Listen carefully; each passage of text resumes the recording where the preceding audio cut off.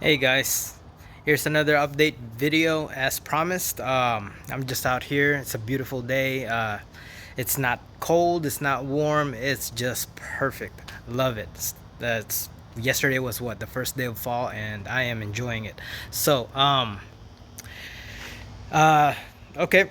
Just a disclaimer again, one more time. I am not a financial advisor. This is not financial advice. Anything I say here is for educational and entertainment purposes only. Always do your own research on any investments that you do. Okay.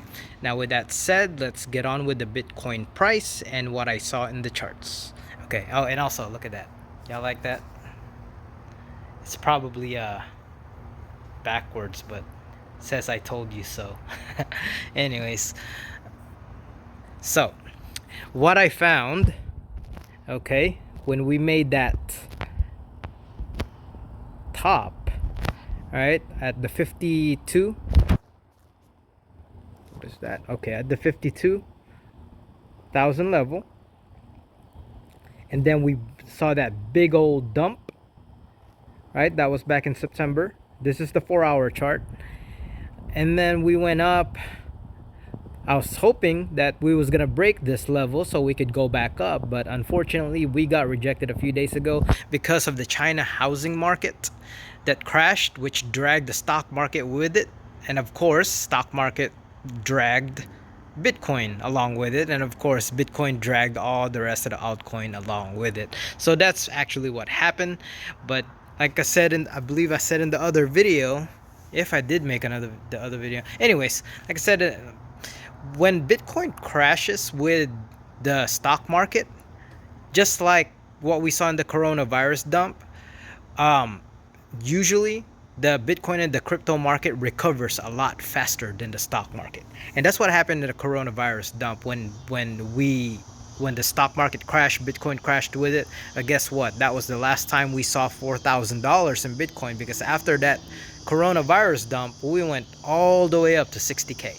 So, anyways, my point is, usually crypto recovers a lot faster than stock market when they do crash like this. Now, so what I saw when we did crash and made a lower low here, okay, and we bounced really well on this, right? And we're reversing now. So I drew this line, and it's actually a textbook falling wedge, and falling wedges tend to break up to the upside. It's a bullish pattern. Falling wedge or bullish pattern. Rising wedge, kind of like what we have here, our bearish pattern, and we broke to the downside. So on top of the falling wedge, if we zoom out even more on the daily, what I see here is a huge cup and handle pattern. And this is on the daily. You see that cup and handle pattern right there? And just to show you what cup and handle pattern looks like, and it is a bullish pattern, it tends to break to the upside.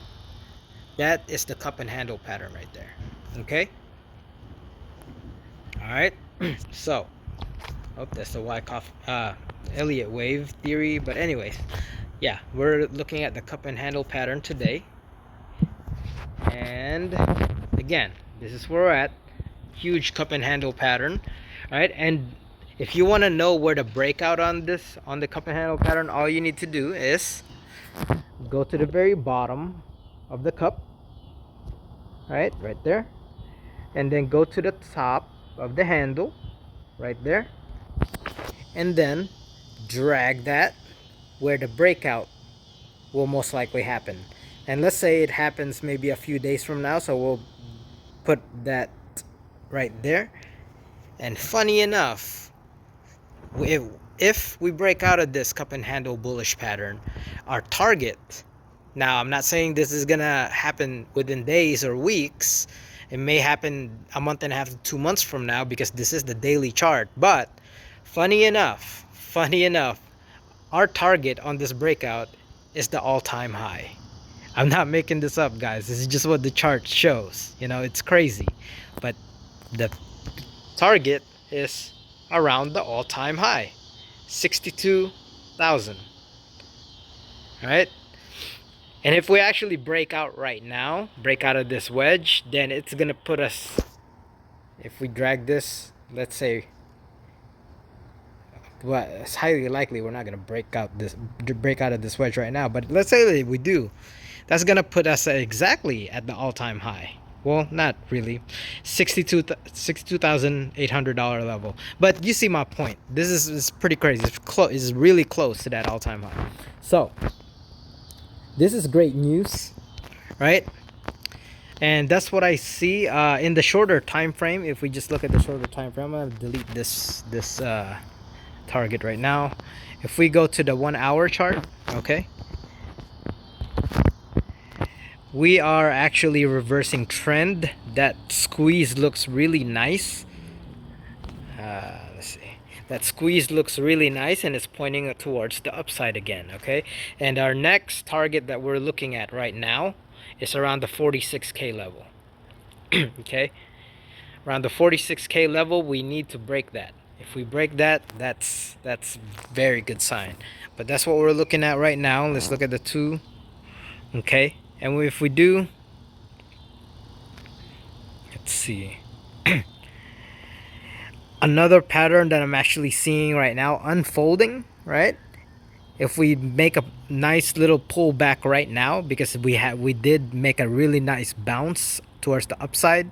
Nothing ever goes straight up. We go up and down, up and down. If we make a nice pullback right now or sometime tomorrow, we are actually seeing a formation of an inverse head and shoulders pattern right here, which is also a bullish sign.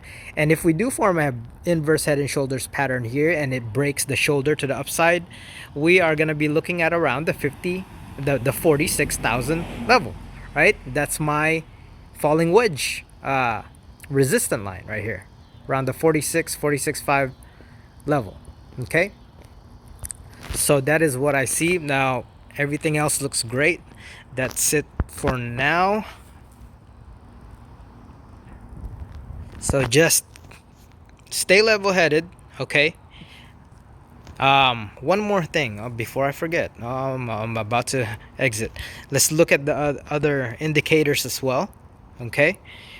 This is the 4-hour chart. All right, it's the 4-hour chart. We made a MACD cross right here. Okay, that's actually really nice. MACD cross. We've been oversold. All right, oversold right there. So we are actually headed up, and also the fear and greed index is in extreme fear right now. Okay, what I say about the fear and greed index, we're in extreme fear. What I like to say is, be greedy when others are fearful, and be fearful when others are greedy. So right now we are in extreme fear, not in extreme greed. Actually, last week we were in extreme greed, so that was a bad sign. But right now we're in extreme fear, so be greedy when others are fearful. All right, everything's looking nice. Everything's looking to reverse. I'll update you again. We are still in a downtrend, right? This is a falling wedge, so we are definitely still in a downtrend until this actually breaks either towards the upside or to the downside. Okay, so but again, falling wedges have a higher probability of breaking to the upside. All right, so that's it for now. Until next time, bye bye.